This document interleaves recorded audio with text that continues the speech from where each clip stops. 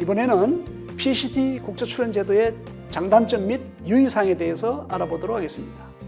모든 제도에는 유리한 점과 불리한 점이 있는데 PCT 국제출연시 장점과 또 PCT 국제출연시 단점 부분들을 한번 짚어보도록 하겠습니다. 또한 PCT 국제출연시에 유의할 사항들이 있습니다. 외에도 파리 협약이라고 해서 파리 협약은 공업 소유권의 보호를 위한 파리 협약의 풀네임입니다. 그에 대해서 알아봅니다. 아울러 특허법 조약과 특허 실체법 조약 등이 있고 각종 국제기구 및 협약에 대해서 알아봅니다. 국제기구로서 대표적인 것이 와이프라고 해서 세계 지식재산권 기구가 있습니다. 이 이외에도 5대 IP 강국을 나타내는 IP5, 또 자유무역협정 외에도 WTO 협정 등이 있습니다. 교토의정서나 나고야 의정서, 생물 다양성 협약 등의 지식재산권 각종 조약들이 있는데 그에 대해서 알아보도록 하겠습니다.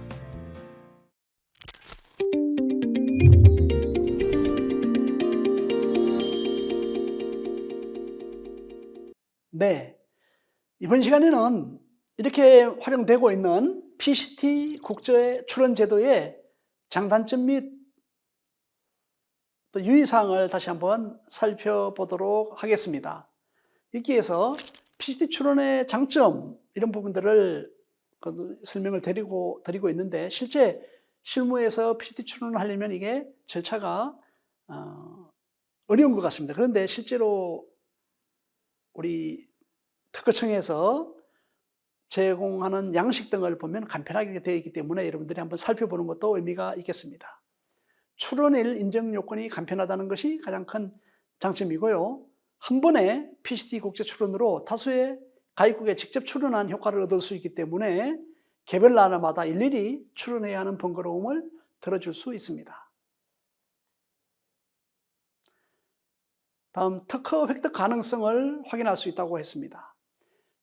특허를 받고자 하는 나라의 특허청, 또 이건 지정 선택관청의 심사에 앞서서 국제조사기관의 선행기술조사 필수 절차죠. 및 특허성에 대한 견해와 예비심사기관의 특허성 유무에 관한 예비심사, 예비심사는 선택적으로 한다고 했습니다. 이것을 거침으로써 특허 획득 가능성을 미리 알 수 있을 뿐만 아니라 평가, 보완의 기회도 가질 수 있어 특허 획득에 유리한 것입니다.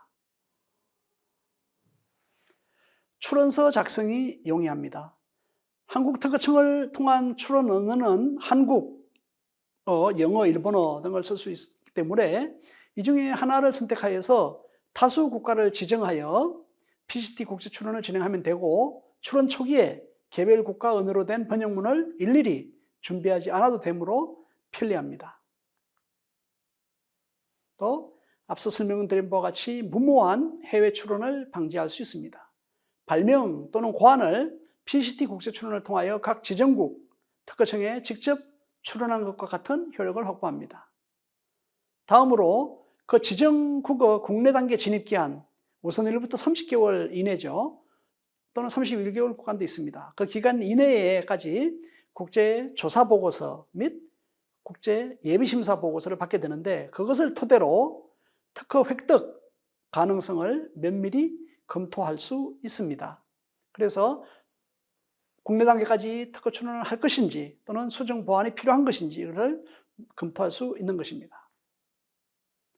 다만 룩셈부르크 및 탄자니아는 우선 1로부터 19개월 이내에 국제 예비심사를 청구한 경우에만 30개월 또는 31개월 이내로 출원할 수 있게 됩니다. 이래서 각국마다 국내 단계에 진입하기 위한 이런 법이 다르고 행정 절차가 있기 때문에 반드시 확인을 해야 됩니다. 특히 룩셈부르크 및 탄자니아는 국제 예비심사를 우선 1부터 19개월 이내에 청구한 경우에만 가능한데 일반적으로는 국제 예비심사는 출원일부터 22개월 이내까지 할 수가 있는 것이거든요.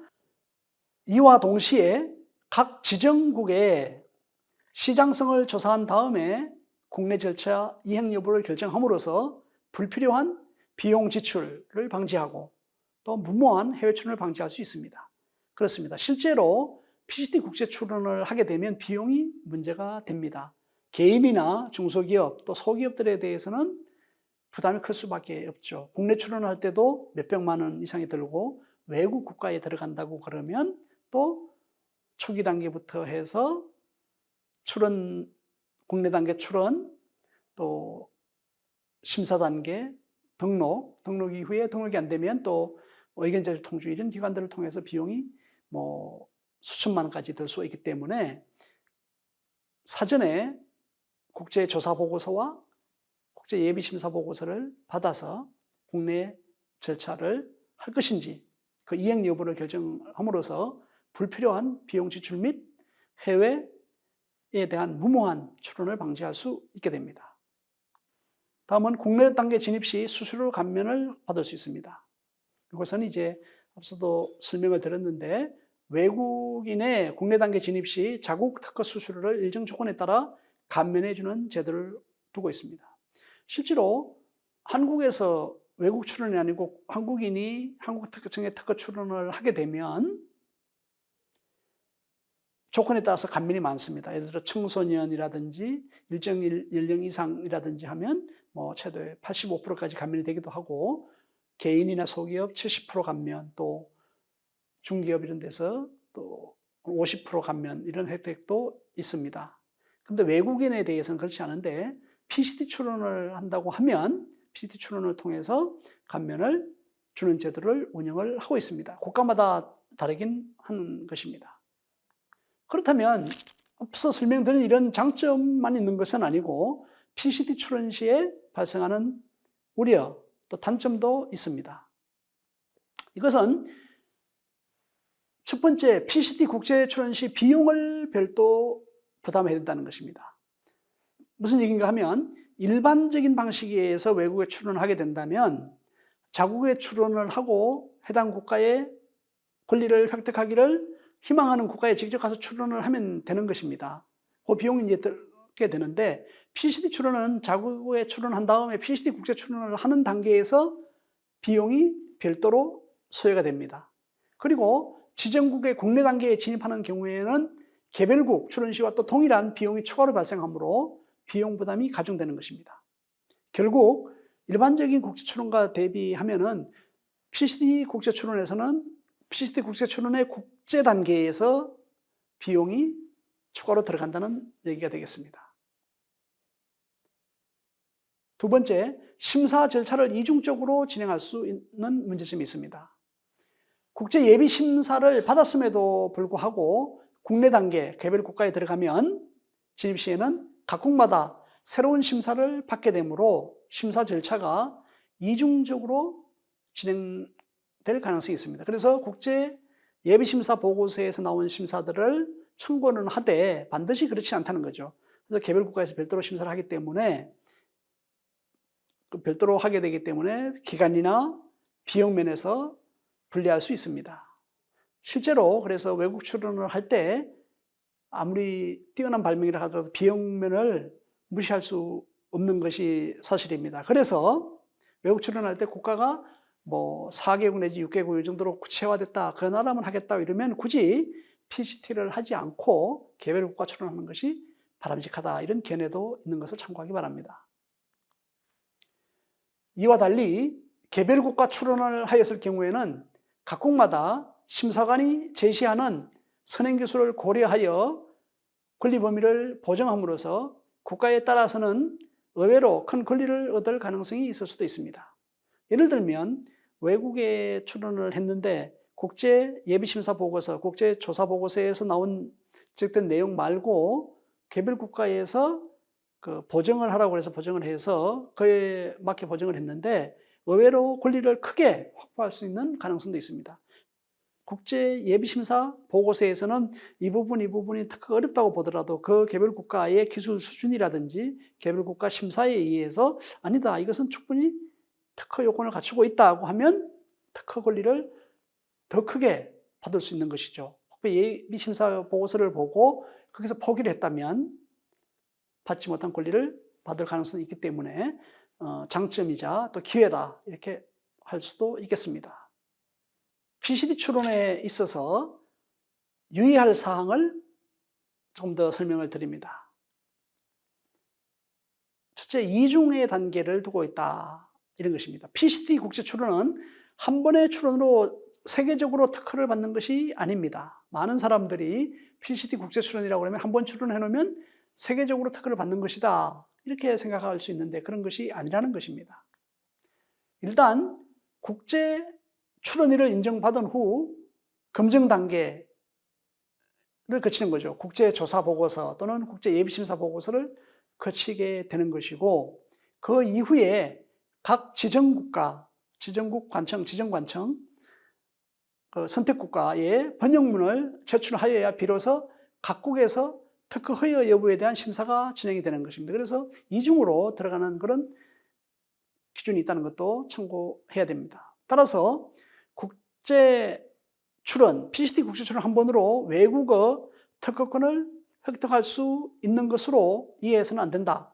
한 번 가지고 외국의 모든 국가의 특허권을 획득할 수 있는 것이 아니다는 것을 참고해야 되겠습니다.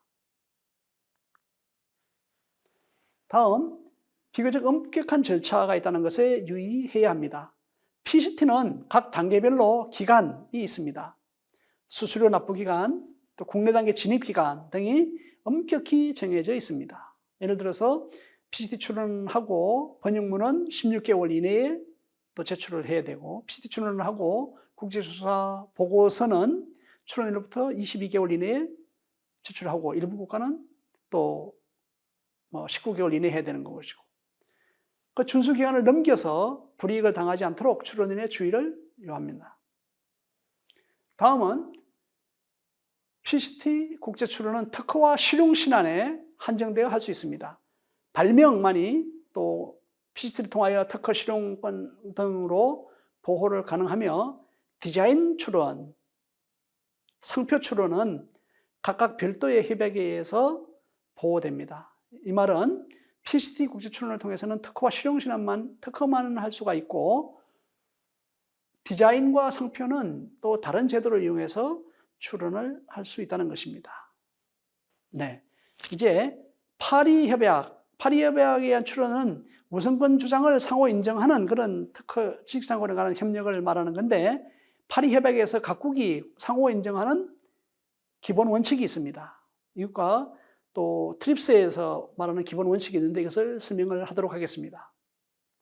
파리협약의 기본 원칙을 먼저 좀 살펴보면, 내국민 대우의 원칙. 이것은 뭔가 하면, 파리협약에서 출원을 했다고 하면 한국이면은 한국에 누가 들어왔다 그러면 한국의 국민이 한 것처럼 인정을 해주고 대우를 해주는 것입니다. 비용도 저렴하게 해줄 수 있는 부분들이 있고 그렇게 처리를 해주게 됩니다. 두 번째, 특허 독립주의 원칙이 있습니다. 이것은 일개 국가에 특허 등록이 됐다고 해서 다른 국가에서도 그대로 하는 것이 아니고, 파리협약에서는 대우를 하되 각국의 별도의 특허 심사를 받아야 되는 것입니다. 그래서 속지주의 원칙이라고도 합니다. 세 번째로, 우선권 주장을 인정합니다. 다만 특허와 실용신안은 최초 출원일로부터 12개월간 출원하면 됩니다. 거기서 12개월의 우선권 기간을 인정하는 것이고, 디자인과 상표는 6개월간의 우선권을 인정을 하게 되는 것입니다. 그리고 파리협약의 기본 원칙은 강제 실시권을 부여하게 되어 있습니다. 이렇게 되어 있는데 이 각각에 대해서 조금 더 설명을 하겠습니다. 파리협약은 전체 내용을 보면 공업소유권 보호를 위한 파리협약, 이것을 약칭하여 파리협약이라고 얘기를 하고 있습니다. 이것은 와이프죠. 세계 지적재산권 기구의 주관 아래서 1883년 3월 20일 프랑스 파리에서 서명된 최초의 지적재산권 협정 중에 하나입니다. 이 파리 협약에 따르면 한 나라의 특허를 포함한 지적재산 체계는 다른 나라에 의해 재생될 수 있다는 것입니다. 특허나 이런 것들이 지적재산권이 활발하게 이루어지고 있고 활용이 이루어지고 이런 국가도 있는 반면에 아직 지적재산권이 제대로 확보되지 않는 국가도 있을 수 있겠죠. 이런 체계들은 다른 나라에 의해서도 재생될 수 있도록 서로 인정을 하는 그런 규정을 두고 있습니다. 또 특허뿐만 아니라 실용신안, 디자인, 상표 및 상호, 또 산지 표시 및 원산지 명명 이렇게 다양한 등의 지식재산권의 보호를 목적으로 하고 있습니다. 파리 협약은. 그래서 특허, 실용신안, 디자인, 상표, 또 상호, 산지 표시 및 원산지 명령 등을 보호를 목적으로 하고 있습니다. 또 파리 협약에서는 불공정 경쟁을 억제하는 것을 서로 권장하고 추구하고 있습니다. 앞에 표에서 잠깐 설명을 한 바와 같이 파리 협약의 3대 원칙이 있습니다. 첫 번째, 내국민 원칙, 대우의 원칙이 있고, 두 번째, 우선권 제도가 있습니다. 우선권 제도를 상호 인정하는 거죠. 세 번째, 각국 산업재산권 독립의 원칙이 세 가지가 있습니다. 그것은 하나의 계약한 나라에서 출원자는 그 최초의 등록일을 다른 나라에서 유효한 등록일로 사용할 수 있도록 하는 것입니다. 위 표에서 요약한 내용을 중심으로 파리 협약과 트립스의 기본 원칙을 대비하면서 설명하기로 하겠습니다. 파리 협약의 기본 원칙은 세 가지를 말씀을 드렸는데요. 첫 번째, 내국민 대우의 원칙. 두 번째, 특허 독립의 원칙. 이건 속지주의라고 합니다. 또 우선권 주장의 인정. 이렇게 세 가지가 있습니다. 이때 우선권 주장의 경우에는 특허와 실용신안은 12개월을 인정합니다. 그리고 디자인과 상표는 6개월의 우선권 주장 기간을 인정합니다. 또 강제 실시권을 가지고 있습니다. 그런데 이에 비해서 트립스라고 해서 트립스는 무역 관련 지적재산권에 관한 협정을 두고 있습니다. 무역 관련한 지적재산권을 얘기하고 있는데 여기서는 특허권, 디자인권, 또 상표권, 저작권이 포함되죠. 저작권 등 지식재산권에 대한 최초의 다자간 규범으로 알려져 있습니다. 여기에서도 파리 협약과 같이 내국민 대우의 원칙이 있고 최소한 보호 원칙이 있습니다. 이거에 대해서 뒤에 또 설명을 하겠습니다. 또 최혜국 대우를 규정하고 있으며 권리 소진 원칙을 적용합니다. 여기에 대해서 설명을 좀 하겠습니다. 여기서 말하는 권리 소진의 원칙이라고 하는 것은 저작권자가 기본적으로 배포권을 독점적으로 가지게 됩니다. 저작권자가 있으면 기본적으로 배포해서 하는 것을 독점적으로 가지게 되는데 저작권자가 저작물을 양도한 이유라면은 해당 저작물에 대한 배타적인 배포권을 상실하게 됩니다. 그래서 더 이상 양수인의 해당 저작물에 대한 판매 내지는 배포 행위를 금지할 수 없다는 이런 의미입니다. 좀 어려울 수 있는데, 자, 저작권자가 있습니다. 저작권자가 자기가 책을 썼다 또는 어떤 다양한 권리를 가지고 있다 이걸 했을 때 배포권을 행사하면, 예를 들면 자기가 책을 써가지고 이 책을 한 권에 10,000원에 팔았습니다. 그렇게 되면 10,000원을 값어치를 받고 정당하게 넘겼게 되면 양도를 한 거죠. 양도를 한 이후에는 이 책에 대한 해당 저작물에 대한 배타적인 배포권을 상실하는 것입니다. 그래서 이 사람이, 내 책을 받은 사람이 추가로 제3자에게 이 책을 판매해서 수익을 얻거나 하는 행위들에 대해서도 금지할 수 없다는 것입니다. 다음은 이에 대한 판례가 있는데 독일에서 유명한 초기 판례에 의하면 책을 일정한 가격 이하로 재판매하는 것을 금지하는 문구가 있음에도 이 책을 양수한 자가 그 이하의 가격으로 재판매한 사례가 있었습니다. 그런 경우죠. 사전에 정한 가격 이하로 책을 재판매하는 것을 금지하는 소송상 청구의 법원은 이를 기각했다 이런 것입니다. 이 내용을 좀 정리를 하면 책을 일정한 가격으로 재판매하는 것을 금지한다 하는 문구를 이제 저작자가 책에다가 인쇄를 한 거예요. 그래서 예를 들면 어떤 책을 자기가 싼 가격에 넘기지 않겠다 이런 걸로 해서 이 책은 또 이 물건은 이 디자인은 예를 들면 10,000원 이하에 팔지 못하도록 한다. 이렇게 되면 자기 대리점들을 보호하는 의미도 있죠. 대리점에서 최소한의 마진을 확보하도록 해서 10,000원 정도까지 파는 걸로 허락한다 이렇게 했는데, 이것을 실제로 원가가 10,000원이 아니고 3,000원, 4,000원, 이거 나머지가 배송료라는 이익, 또 거래에 따른 또 공급망에 대한 비용, 이런 걸로 해서 다 분산이 된다고 하면, 누가 이것을 대량으로 확보해서 직접적으로 공급을 하는데 10,000원이 아닌 뭐 6,000원, 7,000원 이렇게 공급을 하게 되면 기존의 대리점이나 이런 데가 많이 피해를 보게 되겠죠. 그에 대해서 책을 재판매하는 것을 금지하도록 하라고 하는 소송을 제기했는데 법원이 이를 기각했다는 것입니다. 저작권자는 이미 양도를 했기 때문에, 양도를 통해 자신의 배포권을 행사했기 때문에 더 이상 양수자의 배포권에 대해서는 저작권자로서의 권리를 주장할 수 없다는 취지입니다.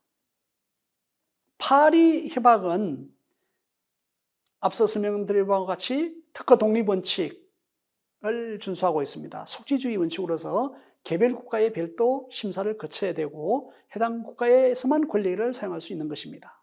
두 번째, 내외국인 동등의 원칙입니다. 내국인 대우의 원칙이라고도 하죠. 세 번째, 우선권 제도를 상호 인정한다는 이런 것입니다. 그래서 파리 협약을 통한 출원은 오르는 일로부터 12개월 이내에 각국의 출원을 진행을 할 수 있는 것입니다.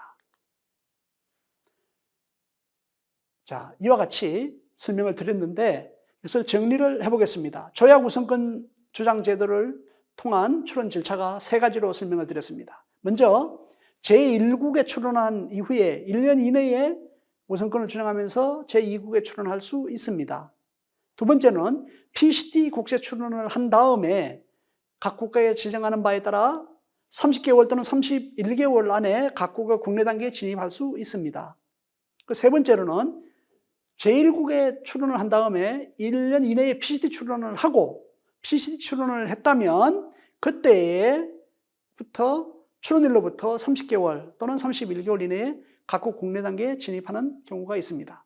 두 번째와 세 번째의 차이점을 말씀드리는 것은, 두 번째는 국내 단계를 제1국 출원하지 않고 바로 PCT 국제 출원을 한 경우고, 세 번째는 제1국가에 출원을 한 다음에 1년 이내에 PCT 출원을 하고 다음 국내 단계 진입을 한 것을 말하고 있습니다.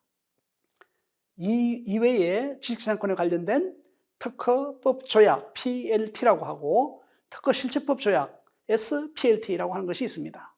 그래서 특허법 조약은 특허에 관한 절차를 전 세계적으로 통일화 및 단순화하고자 하는 이런 취지로 맺어진 조약입니다. 또 특허실체법 조약은 특허의 절차적 규정인 특허법 조약이 타결되고 이후 특허의 실체적 사항을 통일화시키기 위한 조약이라고 할 수 있습니다. 각종 국제기구 및 협약에 대해서 간략하게 소개를 하도록 하겠습니다. 먼저 세계 지식재산권 기구가 있습니다. WIPO라고 하고, 또 두 번째 IP5라고 해서 지식재산권의 5대 강국으로 지정된 국가들이 있습니다.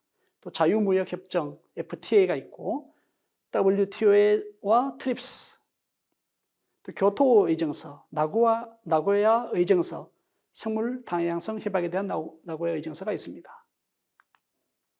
세계 지식재산권 기구는 WIPO라고 해서 PCT 출원을 관장하는 이런 것이죠. 지식재산권을 전 세계적으로 보장하자는 취지에서 출범을 하였고 현재 회원국은 186개국 이상입니다. PCT 국제 출원 업무를 주로 맡고 있습니다. IP5는 5개의 지식재산권 선도국가라고 하는데 한국을 포함해서 미국, 중국, 일본, 유럽 특허청 이렇게 얘기를 하고 있습니다. 이들 국가를 특허 분야 선진 5개국, 그래서 IP5라고 하고, IP5는 실제 세계 특허 출원 건수의 약 90%를 차지합니다. IP5 PPH, 이거는 특허 하이웨이를 말하는 것이죠. 시행되고 있으므로 주요 국가의 특허 출원 시 이를 이용하면 보다 빨리 특허를 획득할 수 있습니다. 자유무역협정입니다. 이것은 양자 간 협정인 한미 FTA를 통한 특허법 개정 내용이 있었습니다. 그래서 공지 예외 적용 기간을 그전에는 6개월이었는데 1년으로 연장을 했고, 등록 지연에 따른 특허권 존속 기간 연장 제도, 그리고 불실시에 따른 특허권 취소 제도 폐지, 또 비밀 유지 명령 제도를 도입을 하였습니다. WTO 국제무역기구 TRIPS 협정은 특허권, 실용신앙권, 디자인권, 상표권, 저작권 등 지식재산권에 대한 최초의 다자간 협정으로 이해할 수 있습니다.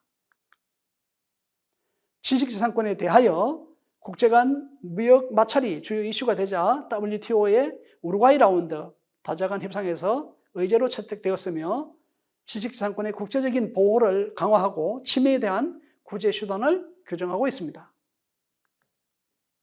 다음 교토의정서가 있습니다. 이것은 2005년 발효된 주요 선진국과 EU의 온실가스 배출 감소 의무 규정에 관한 내용으로 여기에서 지식재산권에 대한 기술 개발 및 이전 활성화 내용들을 다루고 있었습니다. 나고야 의정서입니다. 생물다양성 협약이라고 하는데 이런 협약들이 지식재산권에 관련된 국제 조약 협약들로 구성되고 있습니다. 이상과 같이 이번 시간에는 외국 출원의 절차와 그 구체적인 방법에 대해서 알아보았습니다. 수고하셨습니다.